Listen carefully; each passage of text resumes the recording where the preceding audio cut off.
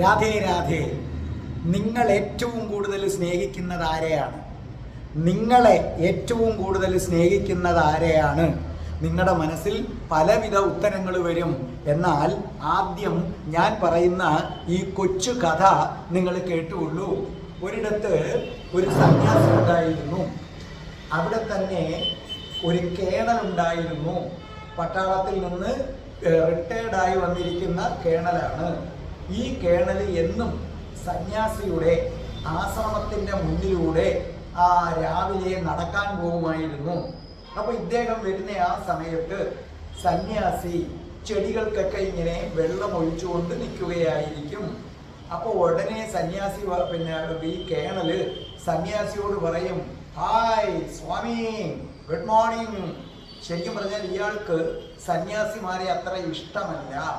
അതുകൊണ്ട് ശരിക്കും ഈ സന്യാസിയെ കളിയാക്കാൻ വേണ്ടിയാണ് ഇയാൾ പറയുന്നത്.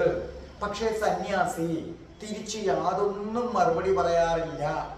അങ്ങനെ 1-2 വർഷങ്ങൾ കടന്നുപോയി. ഒരു ദിവസം പതിവ് പോലെ ഈ കേണല് സന്യാസിയുടെ ആശ്രമത്തിന്റെ മുന്നിലെത്തി. അപ്പോൾ സന്യാസി പതിവ് പോലെ ചെടി നനയ്ക്കുന്നു.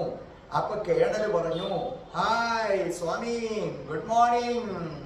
അപ്പോൾ ഉടനെ സന്യാസി തിരിച്ചു പറഞ്ഞു, ഗുഡ് മോർണിംഗ്. ഇനി എന്നാണ് നിങ്ങൾ സന്യാസം സ്വീകരിക്കുന്നത്? ഞെട്ടിപ്പോയി. കാരണം ഇന്നുവരെ ആ സന്യാസി ശബ്ദിച്ചിട്ടില്ല. ആദ്യമായിട്ടാണ് ആ സന്യാസി എന്തെങ്കിലും പറയുന്നത്. പക്ഷെ കേണലിന് ദേഷ്യം വന്നു. കേണൽ പറഞ്ഞു, നിങ്ങൾ എന്താ പറഞ്ഞത്? എന്നാണ് സന്യസിക്കുന്നതെന്നോ? ഞാൻ എന്തിനു സന്യസിക്കുന്നു? അപ്പൊ സന്യാസി പറഞ്ഞു, നിങ്ങൾക്ക് സന്യസിക്കാനുള്ള സമയമായി, നിങ്ങൾക്ക് ആ സമയം അടുത്തു കഴിഞ്ഞു.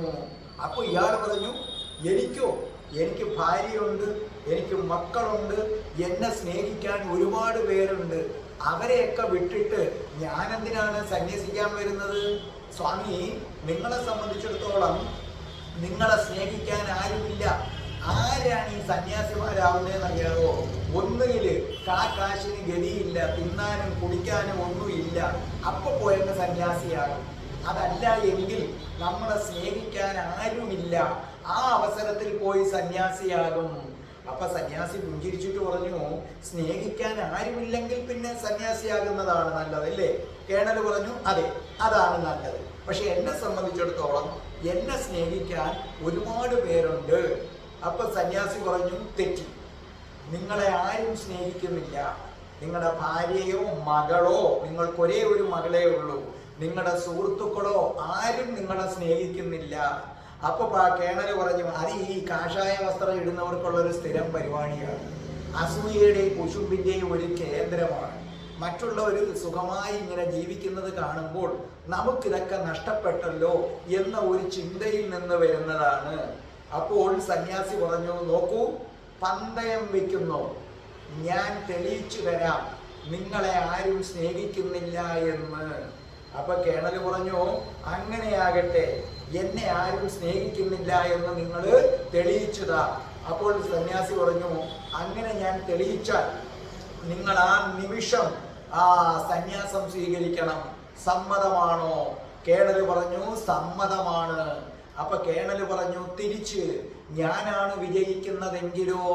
അപ്പൊ സന്യാസി പറഞ്ഞു, നിങ്ങൾ പറയുന്നത് എന്തും ഞാൻ അനുസരിക്കാം. അപ്പോൾ കേണല് പറഞ്ഞു, എനിക്ക് വേറെ ഒന്നും വേണ്ട, നിങ്ങൾ കല്യാണം കഴിക്കണം, കല്യാണം കഴിച്ച് മക്കളും ഒക്കെ ആയിട്ട് ഇവിടെ നിന്ന് ഒന്നിച്ച് ചെടി നനയ്ക്കണം. അപ്പൊ സന്യാസി പുഞ്ചിരിയോടെ പറഞ്ഞു, അങ്ങനെയാകട്ടെ. എന്നിട്ട് സന്യാസി പറഞ്ഞു, ഒരു നിമിഷം. സന്യാസി അകത്ത് പോയി ഒരു ഗുളിക കടലാസിൽ പൊതിഞ്ഞ് കൊണ്ടുവന്നിട്ട് പറഞ്ഞു, ഇന്ന് നിങ്ങൾ വീട്ടിൽ ചെന്നാൽ ഉടനെ ഈ ഗുളിക കഴിക്കണം. ഇതൊരു ആയുർവേദ പ്രത്യേക കൂട്ടുകൾ ചേർത്ത ഗുളികയാണ്. അപ്പൊ കേണൽ പറഞ്ഞു, ഗുളിക എന്തിനു കഴിക്കുന്നു? ഗുളിക കഴിക്കേണ്ട ആവശ്യമൊന്നുമില്ല, പന്തയവും ഗുളികയുമായിട്ട് എന്താ ബന്ധം? അപ്പൊ സന്യാസി പറഞ്ഞു, പന്തയവും ഗുളികയുമായി ബന്ധമുണ്ട്. അപ്പൊ കേണൽ പറഞ്ഞു, എനിക്ക് ഗുളികയൊന്നും കഴിക്കണ്ട, ഞാനേ അലോപ്പതി കഴിച്ചുകൊണ്ടിരിക്കുന്നതാണ്, മനസ്സിലായ? ഓരോ അസുഖത്തിനായിട്ട് അതിൻ്റെ കൂടെ ഇത് കഴിക്കത്തില്ല. അപ്പോൾ സന്യാസി തൻ്റെ വജ്രായുധം പുറത്തെടുത്തു. സന്യാസി പറഞ്ഞു, നിങ്ങൾ ഭീരുവാണ്, നിങ്ങൾ പന്തയത്തിൽ തോക്കുമെന്ന് ഭയപ്പെടുന്നു, അതുകൊണ്ടാണ് നിങ്ങൾ ഈ ഗുളിക കഴിക്കാൻ വിസമ്മതിക്കുന്നത്. ഒരു പട്ടാളക്കാരനെ സംബന്ധിച്ചിടത്തോളം അതും ഒരു കേണലിനെ സംബന്ധിച്ചിടത്തോളം അവർ എന്തും സഹിക്കും. പക്ഷെ ഭീരുവാണെന്ന് പറഞ്ഞാൽ അവർ സഹിക്കത്തില്ല. അപ്പൊ പട്ടാളക്കാരൻ പറഞ്ഞു, ഭീരുവോ? അതിർത്തിയിലുണ്ടല്ലോ ചീറിപ്പായുന്ന വെടിയുണ്ടകൾക്ക് മുന്നിൽ വിരിമാറ് കാണിച്ചു നിന്നവനാണ് ഞാൻ. എന്നെയാണോ നിങ്ങൾ ഭീരു എന്ന് വിളിക്കുന്നത്? ഇങ്ങോട്ട് എടുക്ക് സ്വാമി, ഞാൻ ഇത് കഴിച്ചോളാന്ന് പറഞ്ഞു. എന്നിട്ട് ഇതും വാങ്ങിച്ചു കൊണ്ടുപോയി. അപ്പൊ ഇയാള് പറഞ്ഞു, അല്ല ഇത് എത്ര നാളുകൾക്കുള്ളിലാണ് തെളിയിക്കുന്നത്? അപ്പൊ സന്യാസി പുഞ്ചിരിയോടുകൂടി പറഞ്ഞു, 24 മണിക്കൂറിനുള്ളിൽ. അപ്പൊ കേണലിന് അത്ഭുതമായി, എന്ത് 24 മണിക്കൂറിനുള്ളിലോ?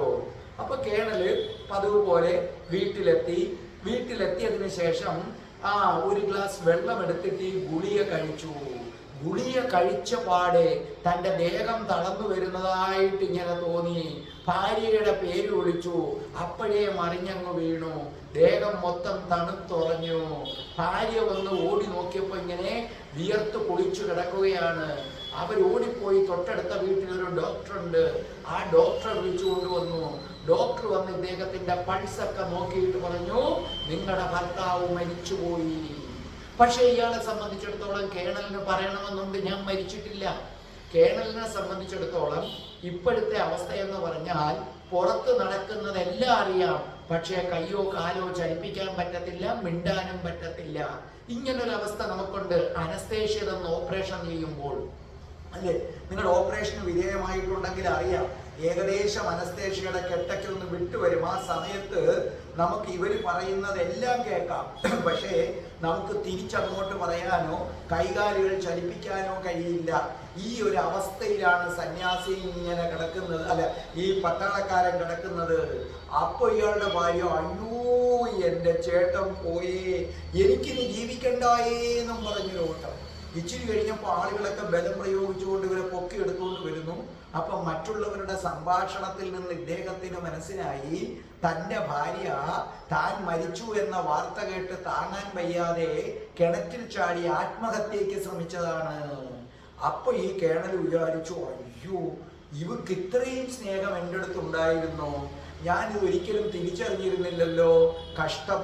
ജീവിച്ചിരുന്നപ്പോൾ കുറച്ചും കൂടെ സ്നേഹം എൻ്റെ ഭാര്യയുടെ അടുത്ത് കാണിക്കേണ്ടതായിരുന്നു. എത്ര തവണ ഞാൻ അവളെ വഴക്ക് പറഞ്ഞിട്ടുണ്ട്. അല്പം കറിക്കൊരു ഉപ്പ് കുറഞ്ഞാൽ ഉടനെ വഴക്ക് പറയും, ഈ കറിക്ക് രുചിയില്ല എന്നും പറഞ്ഞ് വഴക്ക് പറയും. ഞാൻ യാത്ര പോകുമ്പോൾ പേസ്റ്റോ ബ്രഷോ എടുത്തു വെക്കാൻ മറന്നുപോയാൽ ഞാൻ വഴക്ക് പറയും, എനിക്ക് തൊട്ടടുത്ത കടയിൽ നിന്ന് വാങ്ങിക്കാമായിരുന്നു. അപ്പോൾ ഇയാൾ മനസ്സിൽ പറഞ്ഞു, അയ്യോ ഞാൻ അറിഞ്ഞില്ലല്ലോ നീ എന്നെ ഇത്രയും സ്നേഹിക്കുന്നെന്ന്. എനിക്കിനി ഒരു അവസരം കിട്ടിയാൽ, ഇവിടെ നിന്ന് ഞാൻ എഴുന്നേറ്റാൽ നിശ്ചയമായും നിന്നെ ഞാൻ പ്രണയം കൊണ്ട് വീർപ്പ് മുട്ടിക്കും. പക്ഷെ ആ കള്ള സന്യാസി എന്തു ഗുളികയാ തന്നതെന്ന് അറിയാൻ വയ്യല്ലോ. പക്ഷെ ഇയാൾക്കൊന്നും മിണ്ടാനും പറ്റുന്നില്ല. അപ്പോഴും കാണാം ഇയാളുടെ അമ്മ വരുന്നു. അമ്മ വന്നിട്ട് പറഞ്ഞു, എൻ്റെ മോനെ നീ പോയാടാ, എൻ്റെ മോനെ ഞാൻ മരിക്കുമ്പോൾ എൻ്റെ ചിതയ്ക്ക് തീ കൊളുത്തേണ്ടവനാണല്ലോ നീ, എനിക്ക് കർമ്മം ചെയ്യേണ്ടവനാണല്ലോ നീ. എന്നിട്ട് അമ്മ ദൈവത്തോട് പ്രാർത്ഥിച്ചു, നോക്കൂ എൻ്റെ ശേഷിക്കുന്ന ആയുസ്സും കൂടി എൻ്റെ മകന് കൊടുത്തേക്കൂ, എനിക്ക് അവനാണ് വേണ്ടത്. അപ്പൊ ഇയാൾ അക്ഷരാർത്ഥത്തിൽ ഞെട്ടിപ്പോയി. എൻ്റെ അമ്മ എന്നെ ഇത്രമാത്രം സ്നേഹിക്കുന്നു. സ്വന്തം ആയുസ് ദാനം ചെയ്യുകയാണ് അമ്മ, സ്വന്തം ആയുസ് ദാനം ചെയ്യുകയാണ്. ഇത് വേറെ ആരാണ് ചെയ്യുന്നത്? അപ്പൊ ഇയാൾ മനസ്സിൽ പറഞ്ഞു, അമ്മേ ഞാൻ അമ്മയോട് തിരിച്ചിത്രയും സ്നേഹം കാണിച്ചിട്ടില്ല. പലപ്പോഴും അമ്മ കുഴമ്പൊക്കെ വാങ്ങിച്ചുകൊണ്ട് വരണമെന്ന് പറയുമ്പോൾ ഞാൻ മറന്നു പോകാറുണ്ട്. തിരിച്ചു വരുമ്പോൾ നീ വാങ്ങിച്ചില്ലേ എന്ന് ചോദിക്കുമ്പോൾ ഞാൻ ചൂടാകാറുണ്ട്. എന്തോന്ന് കുഴമ്പ്? വാങ്ങിക്കും, നാളെ വാങ്ങിക്കും, പിന്നെ ഇപ്പൊ തൽക്കാലം ഉള്ളതൊക്കെ വെച്ച് ചെയ്യുക എന്ന് പറയാറുണ്ടായിരുന്നല്ലോ. കഷ്ടമായി പോയി. ഇനി എനിക്കൊരു അവസരം കിട്ടിയാൽ എൻ്റെ അമ്മയെ ഞാൻ പൊന്നുപോലെ നോക്കും അമ്മേ. അമ്മയ്ക്ക് ഞാൻ കുഴമ്പും അമ്മയ്ക്ക് ആവശ്യമുള്ളതെല്ലാം ഞാൻ വാങ്ങിച്ചു കൊണ്ടുവരും. അപ്പോൾ ആ കിടപ്പിൽ കിടന്നുകൊണ്ട് കേണലിനൊരു കാര്യം മനസ്സിലായി. ഈ സന്യാസി പന്തയത്തിൽ ജയിക്കാൻ വേണ്ടിയല്ല, എന്നെ ഓരോരുത്തരും എന്തുമാത്രം സ്നേഹിക്കുന്നു, അതിൻ്റെ ആഴം എന്താണ്, അത്രയും ഞാൻ തിരിച്ചു കൊടുക്കുന്നില്ല എന്ന് കാണിക്കുന്നതിന് വേണ്ടിയാണ് ഈ സന്യാസി ഇത് ചെയ്യുന്നതെന്ന് ഈ കേണലിന് മനസ്സിലായി. അല്പം കഴിഞ്ഞപ്പോൾ മോള് വരുന്നു. അയ്യോ എൻ്റെ അച്ഛോ, എൻ്റെ അച്ഛൻ പോയേ, എനിക്കെന്നും അച്ഛൻ എവിടെ പോയിട്ട് വരുമ്പോഴും ഒരു മുട്ടായി കൊണ്ടുവരും, ഞാനിനി എന്തിനാ ജീവിക്കുന്നതെന്നും പറഞ്ഞ് തല കൊണ്ടുപോയി മതിലി ഇടിക്കാൻ പോകുന്നു. എല്ലാവരും കൂടെ പിടിച്ചു മാറ്റുന്നു. അപ്പൊ ഇയാൾക്ക് പറയാനുണ്ട്, മോളെ തല ഇടിക്കല്ലേ, അച്ഛൻ മരിച്ചിട്ടില്ല മോളെ, അപ്പുറത്തെ സന്യാസിയുടെ ഗുളിക കഴിച്ചത് കൊണ്ടാണ് മോളെ. പക്ഷെ ഇയാൾക്ക് മിണ്ടാൻ വയ്യ.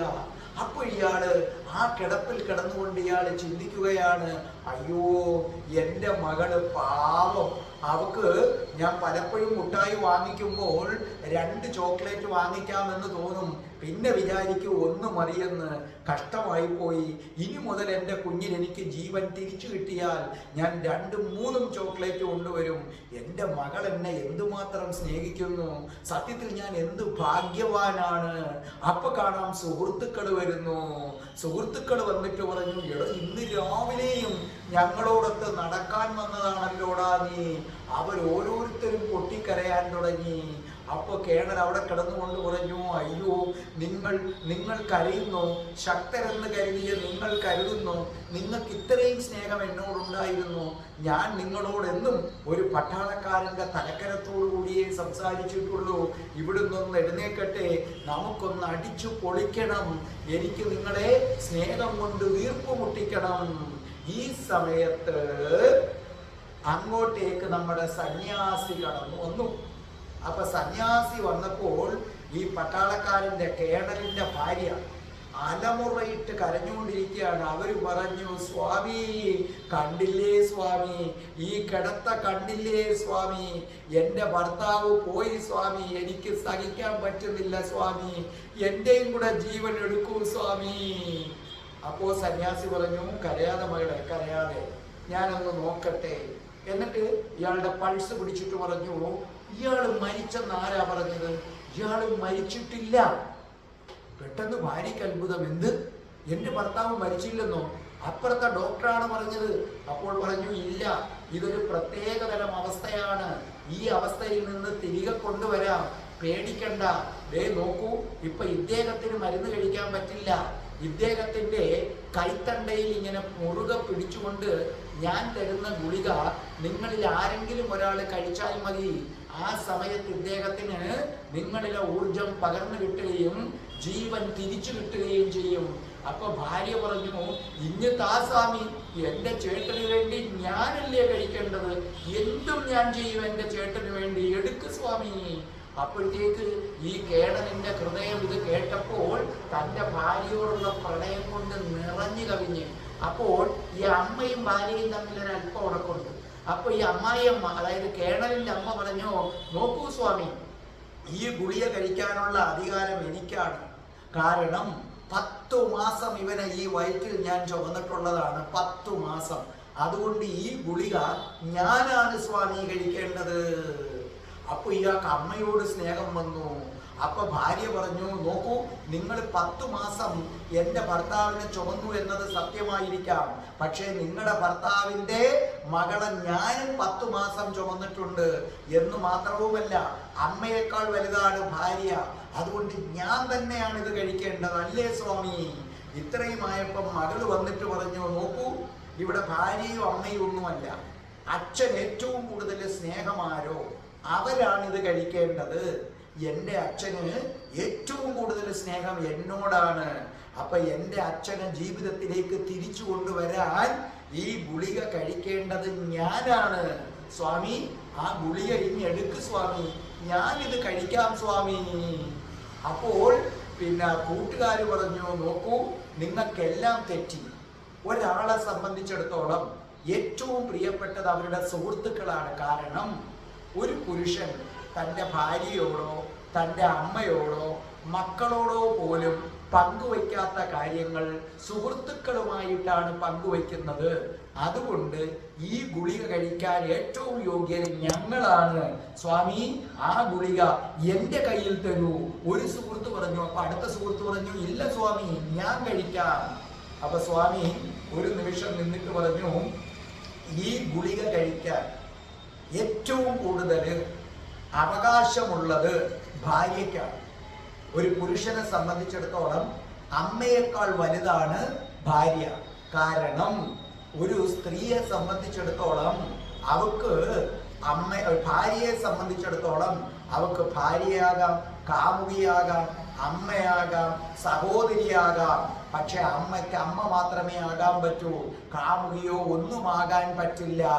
എന്ന് മാത്രവുമല്ല, മെച്യൂരിറ്റി ആയി കഴിഞ്ഞാൽ സ്വന്തം അമ്മയുടെ മുമ്പിൽ പോലും ശരീരം പ്രദർശിപ്പിക്കാൻ ലജ്ജയാണ്. ആ ശരീരമാണ് ഭർത്താവിന് സമർപ്പിക്കുന്നത് ഈ പുരുഷന്. അതുകൊണ്ട് ഇവരാണിത് കഴിക്കാൻ യോഗ്യത. അപ്പൊ ഉടനെ ഭാര്യയ്ക്ക് സന്തോഷമായി. ഭാര്യയെ അമ്മയെന്ന് നോക്കിയിട്ട് പറഞ്ഞു, കേട്ടാ സ്വാമി പറഞ്ഞത്? വല്ലപ്പോഴുമൊക്കെ സ്വാമിയുടെ ആശ്രമത്തിൽ പോകണം, ദിവ്യ പുരുഷനാ അദ്ദേഹം. അദ്ദേഹത്തിന്റെ പ്രഭാഷണം അമ്മയൊന്ന് കേൾക്കണം കേട്ടോ, ഇച്ചിരി വിവരം ഉണ്ടാകട്ടെ. അപ്പൊ ഉടനെ ഈ കേണൽ വിചാരിച്ചു, രണ്ടും കൂടെ വഴക്ക് തുടങ്ങിയ. അപ്പൊ ഈ ഭാര്യ പറഞ്ഞു, സ്വാമി സ്വാമി ഞാൻ കഴിക്കാം. അപ്പൊ പറഞ്ഞു, ശരി, ഈ ഗുളിക നിങ്ങൾ വായിലേക്കിടൂ, വെള്ളവും കൊള്ളൂ, ഇറക്കാൻ വരട്ടെ. അപ്പൊ പറഞ്ഞു, നിങ്ങൾ ഈ ഗുളിക വായിലേക്കിടൂ, വെള്ളവും കൊണ്ടുകൊള്ളൂ. ഇനി നിങ്ങളൊരു കാര്യം ചെയ്തുകൊള്ളൂ, ഇദ്ദേഹത്തിന്റെ കൈത്തണ്ടയിൽ പിടിച്ചുകൊള്ളൂ. അപ്പൊ പറഞ്ഞു, കൈത്തണ്ടയിൽ പിടിച്ചു, ഇനി നിങ്ങൾക്ക് ആ ഗുളിക ഇറക്കാം എന്ന് പറഞ്ഞിട്ട് സ്വാമി പറഞ്ഞു, ഒരു സെക്കൻഡ്. അപ്പൊ ഇവര് ചോദിച്ചു, എന്താണ്? അപ്പൊ ഗുളിക ഇവരുടെ വായിൽ കിടക്കുകയാണ്, വെള്ളവും ഉണ്ട്. അപ്പൊ ഇവര് എന്ന ആംഗ്യം കൊണ്ട് ചോദിച്ചു. അപ്പോൾ പറഞ്ഞു, നോക്കൂ, ഈ ഗുളികയ്ക്ക് ഒരു പ്രത്യേകതയുണ്ട്.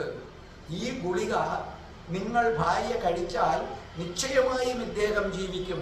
പക്ഷേ ഈ ഗുളിക കഴിക്കുന്നത് ആരാണോ അവര് മരിച്ചു പോകും. ഒരു നിമിഷം ഈ ഭാര്യ കണ്ണും തള്ളി ഇങ്ങനെ നിന്നിട്ട്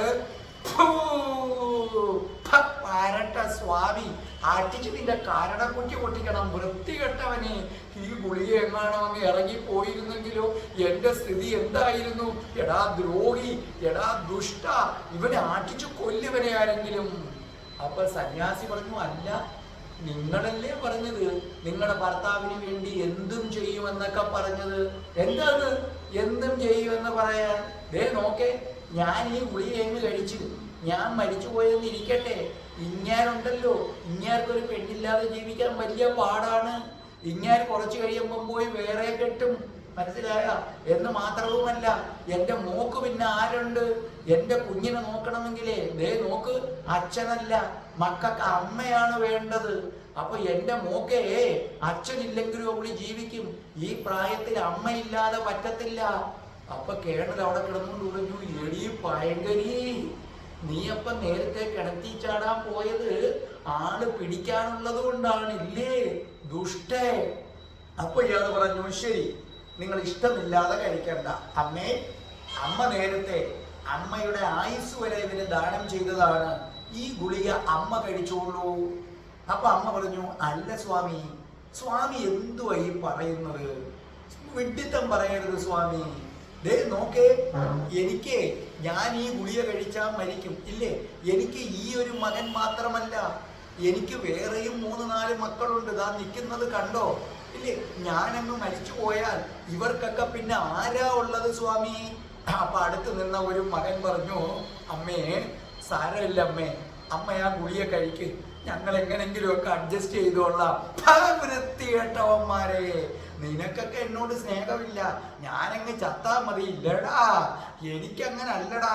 അതുകൊണ്ട് സ്വാമി എനിക്ക് പറ്റത്തില്ല. പിന്നെ ഇവൻ ജീവിച്ചിരുന്നപ്പോഴും എന്നോടൊരു സ്നേഹവും ഇല്ല. ഞാൻ 10 വട്ടം പറഞ്ഞാലേ ഇവൻ 1 വട്ടം എനിക്കുള്ള കുഴമ്പ് വാങ്ങിച്ചുകൊണ്ട് തരുത്തുള്ളു. അപ്പൊ ഈ കിടന്നുകൊണ്ട് കേണൽ പറഞ്ഞു, തള്ളേ, നിങ്ങളപ്പം നേരത്തെ ആയുസൊക്കെ ദാനം ചെയ്തത് നിങ്ങളുടെ നമ്പരായിരുന്നില്ലേ? അപ്പൊ ഉടനെ അപ്പൊ സന്യാസി പറഞ്ഞു, മോളെ, ഇനി നിന്റെ ഊഴമാണ്, നീ കഴിച്ചോളൂ, നിനക്ക് ഈ ഗുളിക കഴിച്ചോളൂ, നിനക്ക് അച്ഛനെ ഇഷ്ടമാണല്ലോ. അപ്പൊ ഉടനെ മോള് സന്യാസിയുടെ അടുത്ത്, സ്വാമി എന്തായി പറയുന്നത്? എൻ്റെ അച്ഛൻ ഇപ്പൊ തന്നെ 70 വയസ്സായി, ഇനി ഞാൻ ഈ ഗുളിക കഴിച്ചെന്നിരിക്കട്ടെ, എൻ്റെ അച്ഛന് ജീവിതവും കൊടുത്തു.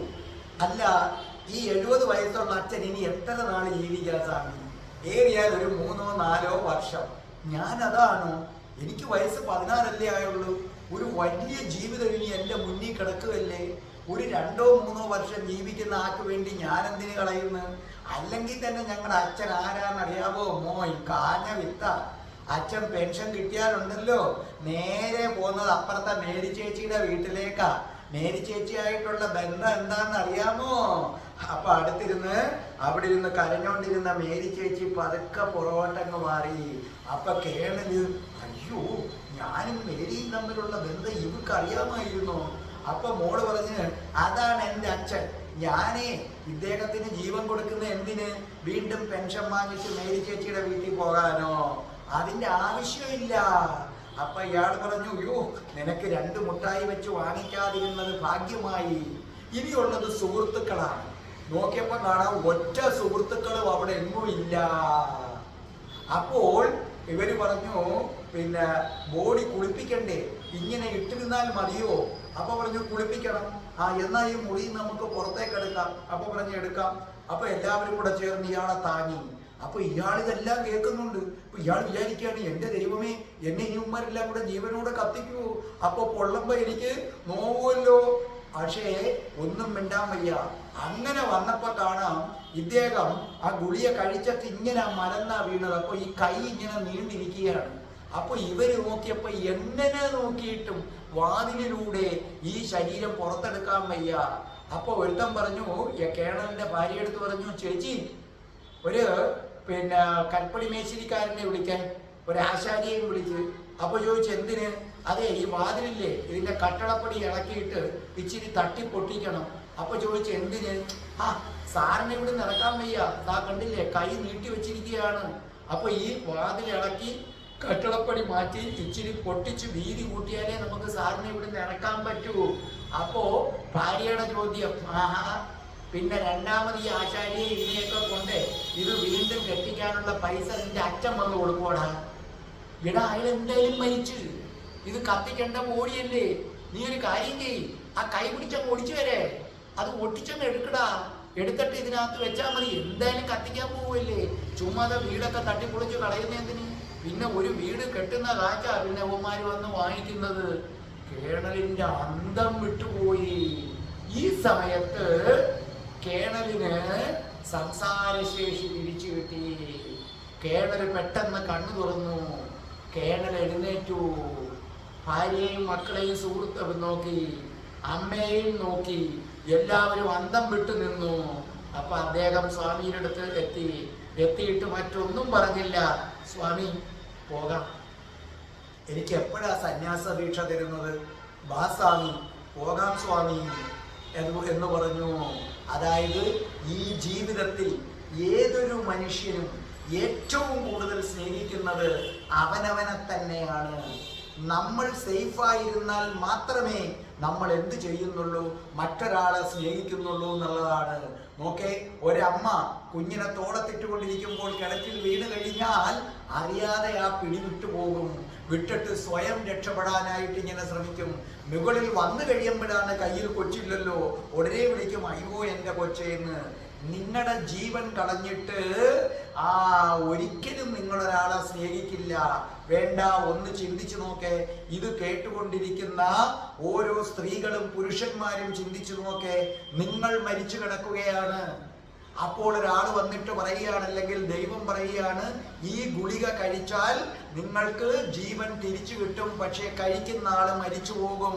അങ്ങനെയാണെങ്കിൽ നിങ്ങളെ ഇന്ന് പ്രാണനെ പോലെ സ്നേഹിക്കുന്ന ഭർത്താവ് നിങ്ങൾക്ക് വേണ്ടി ഈ ഗുളിക കഴിക്കുമോ? പുരുഷനാണെങ്കിൽ നിങ്ങൾ പ്രാണനെ പോലെ സ്നേഹിക്കുന്ന ഭാര്യ നിങ്ങൾക്ക് വേണ്ടി ഈ ഗുളിക കഴിക്കുമോ? അല്ലെങ്കിൽ നിങ്ങളുടെ മക്കൾ നിങ്ങൾക്ക് വേണ്ടി കഴിക്കുമോ ഈ ഗുളിക? അല്ലെങ്കിൽ നിങ്ങളുടെ അമ്മ നിങ്ങൾക്ക് വേണ്ടി കഴിക്കുമോ? നിങ്ങളുടെ സുഹൃത്തുക്കൾ നിങ്ങൾക്ക് വേണ്ടി ഈ ഗുളിക കഴിക്കുമോ? ഓരോരുത്തരും ചിന്തിച്ചു നോക്ക്. കാമുകന്മാരാണെങ്കിൽ ചിന്തിച്ചു നോക്ക്, നിങ്ങൾക്ക് വേണ്ടി ഈ ഗുളിക നിങ്ങളുടെ കാമുകൻ അല്ലെങ്കിൽ കാമുകി കഴിക്കുമോ? ചിന്തിച്ചു നോക്ക്. $1 million ക്വസ്റ്റ്യൻ. നിങ്ങൾക്ക് വേണ്ടി ഈ ഗുളിക ആര് കഴിക്കും? ഈ ഗുളിക ആര് കഴിക്കും? ഈ ഗുളിക ആര് കഴിക്കും? രാധേ രാധേ ഓ രാധേ രാധേ രാധേ രാധേ ഓ ഓ രാധേ രാധേ. ഓം ശ്രീം ഹ്രീം ക്ലീം ഐം രാം രാസേശ്വരി രാധികായേ സ്വാഹ.